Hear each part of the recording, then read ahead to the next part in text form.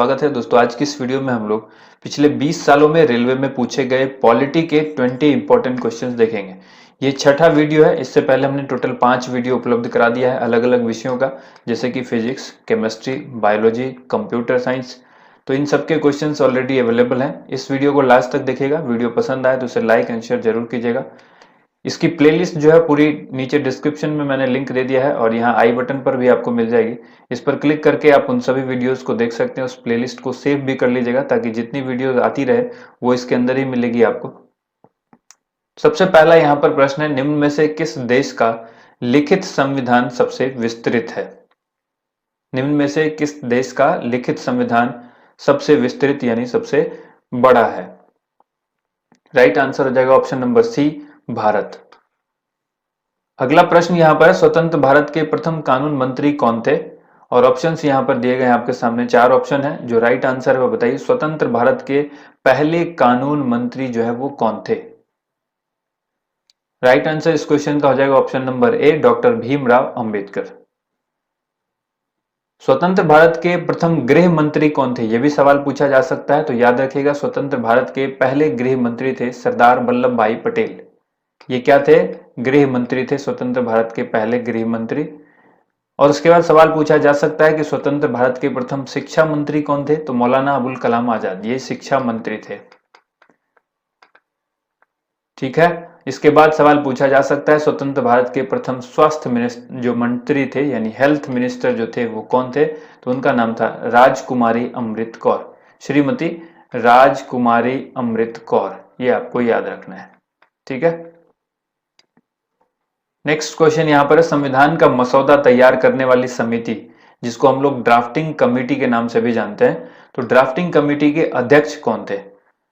संविधान का मसौदा तैयार करने वाली जो समिति थी उसके अध्यक्ष कौन थे, यानी किन की अध्यक्षता में वो संविधान का मसौदा तैयार करने वाली जो वो कमेटी बनी थी? तो राइट आंसर इस क्वेश्चन का क्या होगा? Option number B, doctor B R Ambedkar यानी भीमराव अंबेडकर। 29 अगस्त 1947 में यह कमेटी बनाई गई थी। ड्राफ्टिंग कमेटी कब आई थी? 29 अगस्त 1947 ईस्वी में। ड्राफ्टिंग कमेटी में टोटल मेंबर कितने थे? 7 सदस्य थे, जिसमें से अध्यक्षता की थी डॉक्टर भीमराव अंबेडकर ने। अगला प्रश्न है, अस्पृश्यता का अंत संविधान के किस अनुच्छेद से किया गया है? अस्पृश्यता का अंत संविधान के किस अनुच्छेद के अंतर्गत किया गया है? राइट आंसर हो जाएगा ऑप्शन नंबर बी यानी 17वें अनुच्छेद के अंतर्गत किया गया है। आपको बता दें, इसे और मजबूत बनाने के लिए संसद ने एक कानून पारित किया था, अस्पृश्यता निवारण अधिनियम। अस्पृश्यता निवारण अधिनियम 1955। इस कानून को इसलिए पारित किया गया था कि जो अस्पृश्यता का अंत है इस कानून को और मजबूती मिले। ठीक है। और बाद में इसका नाम बदल करके नागरिक अधिकार संरक्षण अधिनियम कर दिया गया। नागरिक अधिकार संरक्षण अधिनियम। नेक्स्ट क्वेश्चन है, जब राष्ट्रपति अपने पद से त्याग करना चाहे तो वह किसे अपना त्याग पत्र देंगे? जब राष्ट्रपति अपना इस्तीफा सौंपना चाहते हो तो वो अपना इस्तीफा किसको देंगे?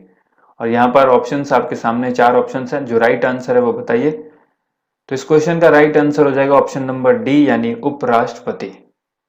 ठीक है। सर्वोच्च न्यायालय के जो मुख्य न्यायाधीश होते हैं वो राष्ट्रपति को शपथ दिलाते हैं। राष्ट्रपति को शपथ कौन दिलाते हैं? सर्वोच्च न्यायालय के मुख्य न्यायाधीश। राष्ट्रपति का जो कार्यकाल है वो कितने वर्षों का होता है? 5 वर्षों का होता है। ठीक है।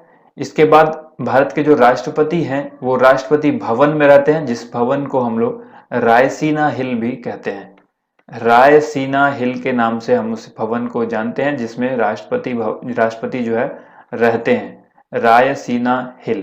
ठीक है। तो ऑप्शन डी यहां पर इस क्वेश्चन का राइट आंसर हो गया। राष्ट्रपति अपना त्याग पत्र जो है वो उपराष्ट्रपति को सौंपते हैं। भारत का प्रथम नागरिक किसे कहा जाता है? भारत का पहला नागरिक किसे कहा जाता है? और 4 ऑप्शंस दिए गए हैं। करेक्ट आंसर हो जाएगा ऑप्शन नंबर सी यानी राष्ट्रपति को भारत का पहला नागरिक माना जाता है। भारत के पहले उपराष्ट्रपति कौन है? भारत के पहले उपराष्ट्रपति कौन है? देखिए, बहुत आसान क्वेश्चन भी पूछा जाता है आपके एग्जाम में, इसलिए ये मत सोचिएगा कि इतना आसान क्वेश्चन कैसे पूछ दिया गया। ये रेलवे ने बार बार पूछा है। अभी देखो आप, एनटीपीसी 2020 के एग्जाम में पूछा गया है एक दिन कि भारत के पहले राष्ट्रपति कौन है। अब ये कौन नहीं जानता है, बच्चा बच्चा जानता है, राजेंद्र प्रसाद जो है वो भारत के पहले राष्ट्रपति हैं। अब ये सवाल पूछा गया, तो ये इतना इजी सवाल कैसे पूछा जा सकता है, ये सवाल दिमाग से निकाल दो। सवाल कुछ भी पूछा जा सकता है किसी भी एग्जाम में। ग्रुप डी का सवाल आरआरबी एनटीपीसी में पूछा जा सकता है, आरआरबी एनटीपीसी का जीके का क्वेश्चन ग्रुप डी में पूछा जा सकता है। कोई फिक्स नहीं होता है जीके के अंदर, स्टैटिक जीके किसी की लिमिट नहीं होती है, बहुत सारे क्वेश्चंस हैं और क्वेश्चन को अलग अलग तरीके से बना करके पूछा जा सकता है। तो राइट आंसर यहाँ पर क्या होगा, पहले उपराष्ट्रपति भारत के डॉक्टर एस राधा कृष्णन थे। ऑप्शन ए जो है वो राइट आंसर होगा। देखिए, उपराष्ट्रपति राज्यसभा का पदेन सभापति होता है, आप सबको मालूम है। सवाल ये भी पूछा जा सकता है कि उपराष्ट्रपति ये जो है राज्यसभा के पदेन सभापति कौन होते हैं, तो आंसर होगा उपराष्ट्रपति। अनुच्छेद 63 में यह उपबंध करता है, अनुच्छेद 63 जो है यह उपबंध करता है कि भारत के अंदर एक उपराष्ट्रपति होंगे। यानी सवाल आपसे पूछा जाए कि उपराष्ट्रपति की चर्चा किस अनुच्छेद में है, किस अनुच्छेद के तहत उपराष्ट्रपति की जो है वो नियुक्ति होती है या उनका जो निर्वाचन होता है, तो आंसर होगा 63। अनुच्छेद 63 ये बतलाता है कि भारत के अंदर एक उपराष्ट्रपति होंगे। उपराष्ट्रपति को शपथ कौन दिलाते हैं, भारत के माननीय राष्ट्रपति। वर्तमान समय में राष्ट्रपति कौन है, रामनाथ कोविंद। नेक्स्ट क्वेश्चन देखिए, निम्न में से किसका चुनाव निर्वाचन आयोग के द्वारा नहीं किया जाता है। निम्न में से किसका चुनाव निर्वाचन आयोग नहीं करता है, तो आंसर हो जाएगा ऑप्शन नंबर सी, मुख्यमंत्री। मुख्यमंत्री का चुनाव जो है वो निर्वाचन आयोग के द्वारा नहीं होता है, राष्ट्रपति और उपराष्ट्रपति का चुनाव निर्वाचन आयोग के द्वारा होता है। निम्न में से कौन महान्यायवादी की नियुक्ति करता है, महान्यायवादी जिसको अटॉर्नी जनरल ऑफ इंडिया कहते हैं, महान्यायवादी की नियुक्ति कौन करते हैं, तो राइट आंसर हो जाएगा राष्ट्रपति। ऑप्शन नंबर बी इस क्वेश्चन का राइट आंसर होगा। महान्यायवादी के पद की जो व्यवस्था है वो संविधान के अनुच्छेद यानी आर्टिकल 76 के अंतर्गत है। यह देश का सर्वोच्च कानून अधिकारी होता है। आपसे सवाल पूछेगा देश का सर्वोच्च कानून अधिकारी कौन होता है, तो महान्यायवादी। और वर्तमान में जो महान्यायवादी हैं इनका नाम है के वेणुगोपाल, यानी अटॉर्नी जनरल ऑफ इंडिया जो भारत के हैं वो कौन है, के वेणुगोपाल। भारत में पहली बार राष्ट्रीय आपात कब घोषित किया गया, इससे बहुत सारा क्वेश्चन पूछा जाता है, मोस्ट इंपॉर्टेंट क्वेश्चन है ये, और इससे रिलेटेड जितने भी इंपॉर्टेंट क्वेश्चन है वो सब मैं इस वीडियो में बताऊंगा। तो भारत में पहली बार राष्ट्रीय आपात कब घोषित किया गया था, राइट आंसर हो जाएगा ऑप्शन नंबर सी यानी 1962 में। अब डिटेल में इसको समझिए, बहुत अच्छी तरह से आपको इसको समझना होगा। भारत में अब तक 3 बार राष्ट्रीय आपातकाल लगाया जा चुका है। कितनी बार, सवाल पूछता है भारत में अब तक कितनी बार आपातकाल लगाया गया, 3 बार। कब कब लगा वो देखिए, पहली बार 26 अक्टूबर 1962 को लगाया गया था। ये उस वक्त लगाया गया था जब भारत चीन युद्ध के दौरान, भारत और चीन के बीच युद्ध हो रहा था उस वक्त। और सवाल पूछा जा सकता है कि उस वक्त प्रधानमंत्री कौन थे, तो जवाहरलाल नेहरू उस वक्त प्रधानमंत्री थे और राष्ट्रपति थे डॉक्टर एस राधा कृष्णन। दूसरी बार जब लगा वो 3 दिसंबर 1971 का दिन था, भारत और पाकिस्तान के बीच युद्ध हो रहा था। पीएम उस वक्त इंदिरा गांधी थी, राष्ट्रपति उस वक्त वराहगिरी वेंकट गिरी थे। तीसरी बार जब आपातकाल लगा ये 25 जून 1975 का था, ये आंतरिक अशांति के कारण लगा। आगे हम लोग सभी अनुच्छेद को भी देखेंगे। आंतरिक अशांति यानी देश में अशांति के कारण ये लगा और ये 21 महीने तक ये जो आपातकाल था ये लगा रहा। इंदिरा गांधी इस वक्त प्राइम मिनिस्टर थी और राष्ट्रपति फखरुद्दीन अली अहमद थे। 1971 में जो चुनाव हुआ था उसके चुनाव के परिणाम से जो है चुनाव जो हुआ था उसमें कई बार गड़बड़ियां सामने आई थी। ऐसा कहा जा रहा है कि इंदिरा गांधी ने मशीनरी का कुछ गलत इस्तेमाल किया जिसकी वजह से वो चुनाव जीती। हालांकि ये मामला कोर्ट में भी गया लेकिन उसके बाद भी इंदिरा गांधी पर कोई असर नहीं पड़ा और इसीलिए वहां पर इंदिरा गांधी ने ये सब जो है किया। राष्ट्रपति उस वक्त फखरुद्दीन अली अहमद थे और इन्होंने जो है वो इंदिरा गांधी की सिफारिश पर राष्ट्रपति शासन लगाया था। तो आपको ये 3 डेट याद रखनी है। अब अलग अलग चर्चा करते हैं। भारतीय संविधान के जो 3 तरह के आपातकाल का जिक्र है ये कौन कौन से हैं। पहला है अनुच्छेद, ये जो अनुच्छेद है ये किसके अंदर आता है, अनुच्छेद 352 से लेकर 360 तक जो है राष्ट्रीय आपातकाल यानी सिंपल आपातकाल की चर्चा है। आपातकाल का जो जिक्र है वो अनुच्छेद 352 से लेकर यानी आर्टिकल 352 से 360 तक इसकी चर्चा है। अब आपको मालूम करना है कि राष्ट्रीय आपातकाल यानी नेशनल इमरजेंसी जिसको हम लोग कहते हैं वो किस अनुच्छेद से होता है, तो वो अनुच्छेद 352। यही होता है, ये युद्ध, ये बाहरी युद्ध के कारण जो युद्ध का आक्रमण हो जाता है, हमारे देश पर किसी ने आक्रमण कर दिया, तो ये बाहरी आक्रमण है, युद्ध है, इसकी वजह से नेशनल इमरजेंसी लगाया जाता है, जो 2 बार लगा था यहाँ पर। ठीक है, इसके बाद देखिए राष्ट्रपति शासन जो होता है वो स्टेट इमरजेंसी अनुच्छेद 356 के तहत लगाया जाता है। यह स्टेट के ऊपर, जब स्टेट का जो राजनीतिक संकट स्टेट के अंदर आ जाता है, सरकार वहां पर बनने में कामयाब रहती है, सरकार गिर जाती है, सरकार बन नहीं पाती किसी कारण से, जैसे मान लीजिए चुनाव हुआ और किसी को भी सही बहुमत नहीं आया, कोई भी पार्टी बहुमत के आंकड़े को पार नहीं कर पाया, तो फिर वो जो है वहां पर स्टेट इमरजेंसी लग जाती है, यानी राष्ट्रपति शासन लग जाता है, और वहां पर राज्यपाल का शासन होता है। ये भी सवाल पूछा जाता है, जब किसी राज्य में राष्ट्रपति शासन होता है तो किसका शासन होता है, तो वहां पर डायरेक्ट राष्ट्रपति का शासन नहीं होता है, राष्ट्रपति के रूप में वहां पर राज्यपाल शासन कर रहे होते हैं उस राज्य पर। इसके बाद तीसरा होता है आर्थिक आपातकाल। आर्थिक आपातकाल यानी इकोनॉमिक इमरजेंसी, इसको अनुच्छेद 360 के अंदर रखा गया है, और ये अभी तक हमारे देश में कभी भी नहीं लगा है। तो इस क्वेश्चन को भी पूछा जाता है कि भारत में वित्तीय आपात कभी नहीं लगा है या लगा, कितनी बार लगा है, ऐसा पूछा जाता है, तो कभी भी नहीं लगा है, नन ऑफ दीज करके उसमें ऑप्शन होगा, या ऐसा लिखा होगा कि कभी भी नहीं लगा, एक बार भी नहीं लगा, तो वो आंसर हो जाएगा। ठीक है, अगले प्रश्न की तरफ बढ़ते हैं। भारत के पहले मुख्य चुनाव आयुक्त कौन है? भारत के पहले मुख्य चुनाव आयुक्त का नाम अक्सर सवाल पूछा जाता है, आंसर हो जाएगा Sukumar Sen. Option number A इस क्वेश्चन का राइट आंसर है।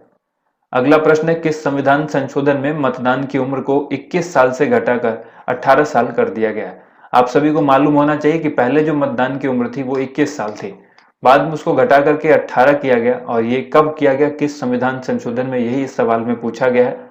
तो आंसर हो जाएगा ऑप्शन नंबर बी, संविधान के 61वें संशोधन के अंदर उम्र सीमा जो 21 साल थी न्यूनतम, ठीक है, न्यूनतम जो एलिजिबिलिटी थी वोटर की, उसको घटा करके 18 साल कर दिया गया, और आज भी हम लोग 18 साल के होने के बाद वोट कर सकते हैं। अगला प्रश्न यहां पर है, गोवा राज्य का निर्माण किस संविधान संशोधन के तहत हुआ? गोवा राज्य का निर्माण संविधान के किस संशोधन के तहत हुआ? और ऑप्शंस यहां पर 4 दिए गए हैं, बिल्कुल इसमें से जो करेक्ट आंसर है वो क्या होगा? ऑप्शन नंबर डी, 56वें संविधान संशोधन के अंतर्गत गोवा राज्य का जो है निर्माण किया गया था। वित्त आयोग की स्थापना किसके द्वारा की जाती है? वित्त आयोग की स्थापना जो है निम्न में से किसके द्वारा की जाती है या किसके द्वारा होती है? तो राइट आंसर हो जाएगा ऑप्शन नंबर सी, राष्ट्रपति जो है वो वित्त आयोग की स्थापना करते हैं। यूएनओ यानी यूनाइटेड नेशन ऑर्गेनाइजेशन के सुरक्षा परिषद में कितने अस्थायी सदस्य हैं? बहुत ही इंपॉर्टेंट सवाल है। यूएनओ के सुरक्षा परिषद में कितने अस्थायी सदस्य हैं? तो राइट आंसर हो जाएगा 5 अस्थायी सदस्य हैं। जैसा कि आप सबको मालूम है, यहाँ पर 5 अस्थायी होते हैं, 10 जो है वो अस्थायी होते हैं। तो जो अस्थायी सदस्य होते हैं वो 2 वर्षों के लिए होते हैं, ये अल्पकालिक होते हैं, 2 वर्षों के लिए होते हैं। हर 2 वर्ष पर वहां पर जो सदस्य हैं वो चेंज होते रहते हैं। ठीक है, और जो ये 5 सदस्य हैं ये फिक्स होते हैं। तो ये 5 अस्थायी ये अस्थायी हो गए, और जो 10 हैं वो अस्थायी होते हैं। टोटल 15 सदस्य होते हैं, ये आपको याद रखना है। अगला सवाल यहाँ पर है सीएजी, जिसको नियंत्रक एवं महालेखा परीक्षक भी कहा जाता है। तो नियंत्रक एवं महालेखा परीक्षक की निगरानी किस समिति के द्वारा की जाती है? 4 ऑप्शंस यहाँ पर दिए गए हैं, यानी सीएजी की निगरानी जो है वो किस समिति के द्वारा की जाती है, किस कमिटी के द्वारा की जाती है? तो राइट आंसर हो जाएगा इसका ऑप्शन नंबर सी, लोक लेखा समिति। अच्छा, वर्तमान में सीएजी कौन है? वर्तमान में सीएजी कौन है, ये बहुत इंपॉर्टेंट सवाल है। सीएजी जो वर्तमान में है, जीसी मुर्मू। जीसी मुर्मू भारत में वर्तमान में सीएजी है। अगला प्रश्न है, संयुक्त राष्ट्र की स्थापना कब की गई थी? संयुक्त राष्ट्र की स्थापना कब की गई थी? एग्जैक्ट डेट के साथ पूछा जाता है, क्योंकि ईस्वी सबको मालूम है 1945 में हुई थी इसकी स्थापना। इसीलिए अब जो एग्जामिनर है वो थोड़ा डीप में क्वेश्चन पूछ लेता है कई बार, इस तरह के क्वेश्चन जब उसको पूछना होता है, और सिमिलर टाइप के ऑप्शंस दे दिए जाते हैं। तो राइट आंसर फिर भी आपको याद होना चाहिए, 24 अक्टूबर 1945 को संयुक्त राष्ट्र की स्थापना हुई थी। धर्मनिरपेक्ष शब्द को संविधान की प्रस्तावना में किस संशोधन में जोड़ा गया था? धर्मनिरपेक्ष जो कि शब्द है, इसको संविधान की प्रस्तावना में जोड़ा गया था, ये बाद में जोड़ा गया था, मूल संविधान में ये शब्द नहीं था। तो इस शब्द को जोड़ा किस संविधान संशोधन में गया था? आंसर हो जाएगा ऑप्शन नंबर सी यानी 42वें संविधान संशोधन में। विधानसभा के 2 सत्रों के बीच का अंतराल कितने दिनों का होता है? यहां पर होता है विधानसभा के 2 सत्रों के बीच का अंतराल कितने दिनों का होता है? 2 सत्र हैं, इसके बीच का जो अंतराल है, जो गैप है, ये कितने दिनों का होना चाहिए? तो राइट आंसर हो जाएगा ऑप्शन नंबर बी, 6 माह का अंतराल होना चाहिए, 6 मंथ। ठीक है। नेक्स्ट क्वेश्चन है, भारतीय राज्य की पहली महिला मुख्यमंत्री कौन बनी थी? यानी पूरे भारत में पहली बार महिला मुख्यमंत्री कौन बनी थी? चाहे वो पूरे भारत में किसी भी राज्य के अंदर हो, जो सबसे पहले महिला मुख्यमंत्री बनी, उसमें आपसे नाम पूछा गया है। 4 ऑप्शंस आपके सामने हैं। राइट आंसर हो जाएगा option number D, Sucheta Kripalani. ये भारत की पहले चीफ मिनिस्टर थी किसी भी राज्यों के अंदर। किस स्टेट की बनी थी? उत्तर प्रदेश। उसी तरह सरोजनी नायडू को याद रखिएगा, ये भारत की पहली महिला राज्यपाल बनी थी और ये भी बनी थी उत्तर प्रदेश की। ठीक है। ये दोनों नाम अक्सर एग्जाम में पूछा जाता है, तो इसको कंफ्यूज इससे नहीं होना है और इस सबको अच्छी तरह से याद रखना है। उम्मीद करते हैं आप सभी को वीडियो पसंद आई होगी। वीडियो को ज्यादा से ज्यादा लाइक कीजिए, शेयर कीजिए और इस तरह की वीडियो देखने के लिए हमारे चैनल को सब्सक्राइब जरूर करें। Thank you so much. आप सभी लोगों का वीडियो देखने के लिए बहुत बहुत धन्यवाद।